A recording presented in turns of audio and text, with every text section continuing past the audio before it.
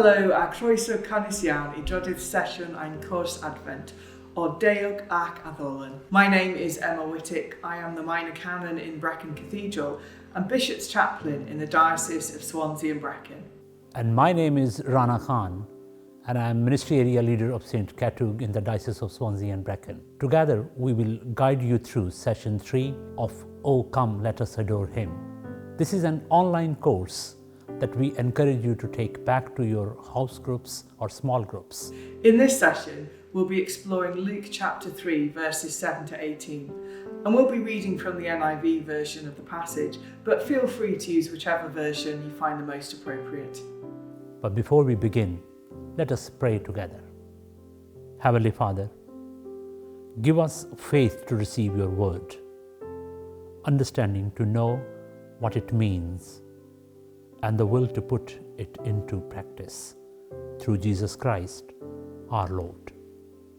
Amen. Let's read the passage. Luke chapter 3, verses 7 to 18. John said to the crowds coming out to be baptized by him, "You brood of vipers, who warned you to flee from the coming wrath? Produce fruit in keeping with repentance. And do not begin to say to yourselves, 'We have Abraham as our father,' for I tell you that out of these stones God can raise up children for Abraham. The axe is already at the root of the trees, and every tree that does not produce good fruit will be cut down and thrown into the fire." "What should we do then?" the crowd asked. John answered, "Anyone who has 2 shirts should share with the one who has none, and anyone who has food should do the same." Even tax collectors came to be baptized. "Teacher," they asked, "what should we do?" "Don't collect any more than you are required to," he told them. Then some soldier asked him, "And what should we do?" He replied, "Do not extort money and do not accuse people falsely. Be content with your pay." The people were waiting expectantly and were all wondering in their hearts if John might possibly be the Messiah. John answered them all, "I baptize you with water, but one who is more powerful than I will come, the straps of whose sandals I am not worthy to untie. He will baptize you with the Holy Spirit and fire. His winnowing fork is in his hand to clear the threshing floor and to gather the wheat into his barn. But he will burn up the calf with unquenchable fire." And with many other words, John exhorted the people and proclaimed the good news to them. This is the word of the Lord. Thanks be to God. Here's Bishop John to explore this passage and what it means for us as church today. I wonder what Zechariah and Elizabeth thought about the son as he was growing up, because even from the beginning, he was set apart. The very fact that he was named in a different way, he wasn't called after his father or a close family name. Instead, he was to be called John, set him apart. It set him apart from his family, probably from the upbringing that they expected of him. And instead, we have this man who's determined, frightening almost, as he grows into adulthood. He has a radical message. Some people say, although less people say now, that he was probably associated with the Essene community or the Cymraeg community. But there's something very different in John the Baptist's message that sets him aside from those communities. The Cymraeg community and the Essene community, the message was very exclusive. It was a message that set them apart. They felt that they were the true Israelites. They were the ones who were following God in a true way, in the right way. But John the Baptist's message was inclusive. John the Baptist called out in the wilderness as God had asked him to do. And he didn't just call particular people, he called everybody. And sometimes you see the frustration in John, and particularly in this passage, right at the beginning of the passage, you see the frustration in a man who was given an open invitation to a party.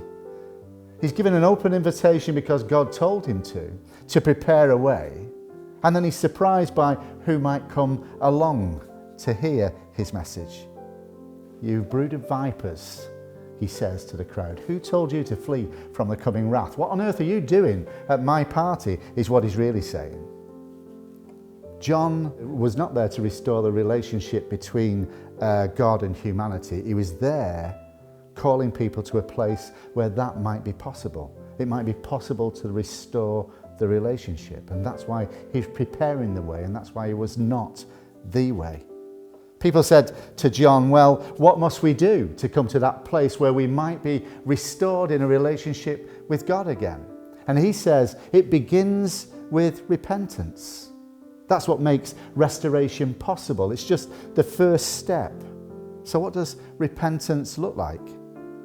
Well, it's different for each of us. And it would be different for each of the people in the crowd. John points to three sections of the crowd in particular. To the tax collector. He says, if you're a tax collector, don't thieve.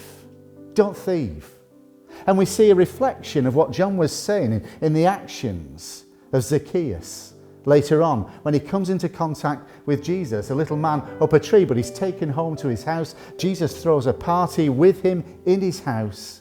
And Zacchaeus at the end of it says, I'm going to give anything away that I took from people that I shouldn't take. I'm not just going to give it back, I'm going to times that by 4. I'm going to give it back. And what does Jesus say? Salvation has come to this house. And so there we have the work and the direction of John the Baptist leading to the point where Jesus can bring salvation into the life of Zacchaeus. John says, live a generous life. Live a generous life. If you've got 2 cloaks, you don't need 2 cloaks, give one away. Live the kind of life that you would hope that other people would live for you. And then he talks to the soldiers. He talks to the people that are occupying the land that he lives in. He's talking to the people that the Pharisees and the Sadducees and ordinary people in the street rail against. These are our oppressors. And again, we can point in the Gospel of Luke to that soldier at Capernaum, the soldier who had a servant who was sick. And he was living a different kind of life than what was expected of a soldier at that time. He was living an honest life and a good life. He assimilated himself with the people who were there. This is a good man, they said of this soldier. He helped us build our synagogue. And if you've ever been to Capernaum, you can still see the outline of that synagogue there in the dust in front of us. 2,000 years later, we see the kind of life that John was calling people to. And we see it in the life of a soldier. So these people that came to John, these people that were called to live a new life, these people that were called to the place where restoration and salvation might be possible, not in John, but in Jesus. They come for all kinds of different reasons. We're going to look at that in this Advent course, and particularly here in Advent 3. What kind of people we are, where we might fit into this story.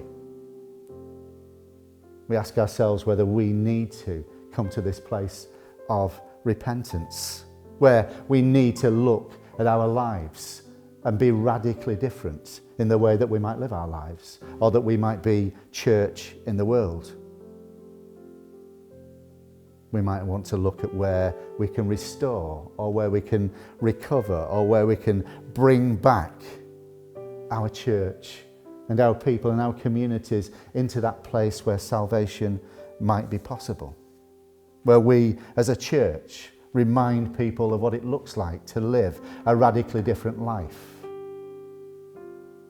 To be generous, to be good stewards of the world in which we live. So who are we and what do we seek? The message is still the same today. John the Baptist calls us to that place where salvation is possible. But he doesn't call us to be alone. He doesn't call us one by one. We're filming this now in Oxwich, and the beach is full outside of people that have come to a place for a particular purpose. And we need to ask ourselves why we come to this place, why we come and call ourselves church. What makes us different? What makes us like John the Baptist?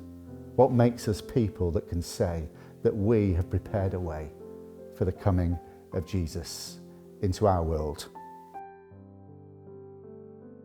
So joining me now is Chloe from the Wellbeing Project based on the Gower. Chloe, can you tell me all about the project, please? So it started in February of this year, and we are looking to extend that for the next 5 years as well, which is really exciting. We've been creating spaces for people to encounter the creator behind creation, and so we do that through natural reflective walks outdoors, and we do it through art installations and art workshops. What's your favourite activity been in the past few months in terms of connecting people with their creator?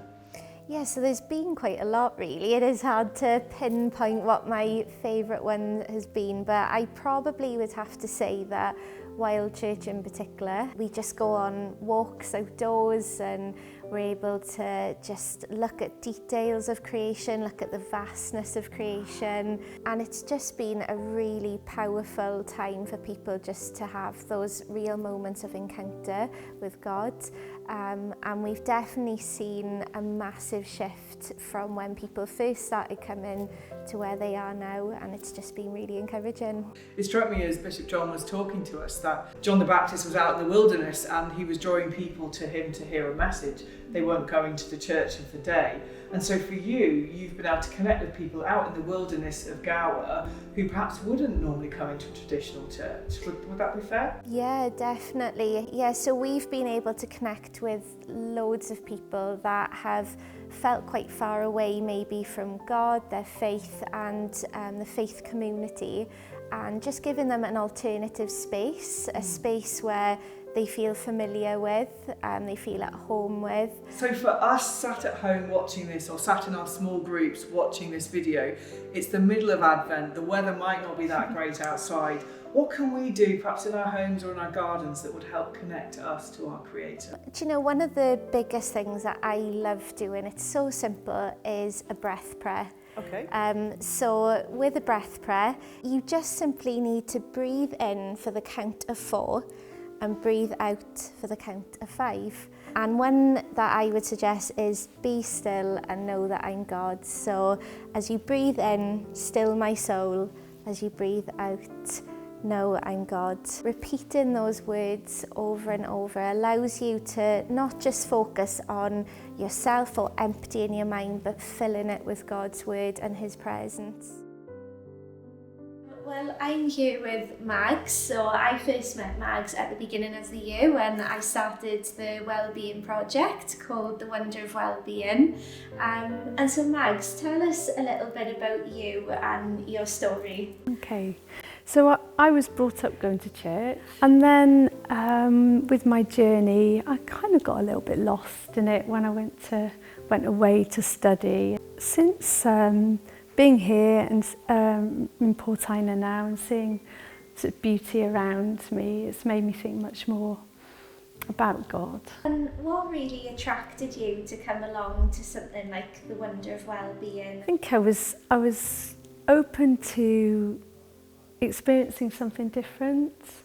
So I think the fact that it was outdoors, which is where I feel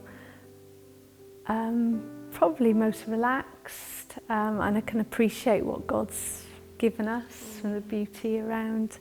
It just made me excited really, such as when we went to Rossilly. We talked about how big and powerful God is and how small we are and how much we can depend on him.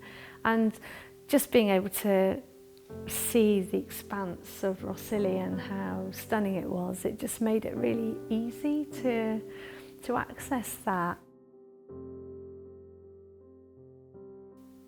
We would like to introduce some questions for you to think about or consider in your discussion groups. Our first question is this: who are we in the crowd and what do we seek? The second question is, how do we find that place where restoration is possible today? And the third and final question: what might restoration look like for us? Our session is now at an end, but we hope you'll come back next week to continue this Church in Wales Advent course, O Come, Let Us Adore Him. The next session will be with Bishop Mary and Llandaff Diocese, and their focus will be Luke chapter 1, verses 39 to 45. Thank you to all those who participated and contributed to this course so far. We hope that you've all had a wonderful and blessed Advent season. God bless and bye-bye.